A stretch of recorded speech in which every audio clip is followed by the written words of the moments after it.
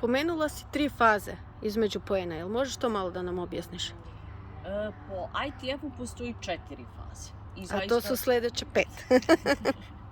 I zaista postoje 4 faze, ali ja se držim sa igračima, radim na 3. Znači, moj rad obuhvata 3 faze.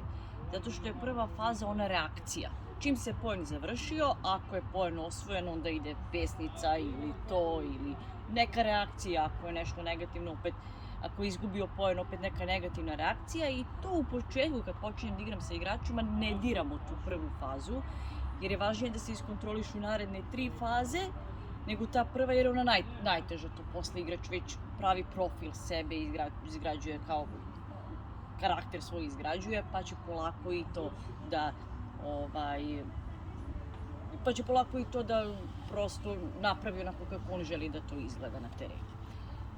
Preostale 3 faze, prva faza jeste za opuštanje i smirivanje. Znači, u prvoj fazi, ajde tako da kažemo, posle te reakcije ide faza koja traje najduže. Znači, znamo da ima 25 sekundi između poena, prvih 3 sekundi je ta reakcija, prva faza.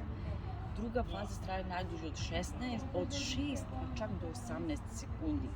Ako ima potrebe, treba da traje, gde igrač treba da umiri svoje emocije i da iskontroliše svoje misli. Treća faza jeste samo da se registruje rezultat. Znači, ne da se fokusira na rezultat, nego samo da se registruje rezultat koji je, da se napravi plan za sledeći poen. I poslednja faza, kada stoji već na osnovnoj liniji da li se priprema za return ili za servis, koraci mentalne pripreme pred servis i koraci mentalne pripreme pred return.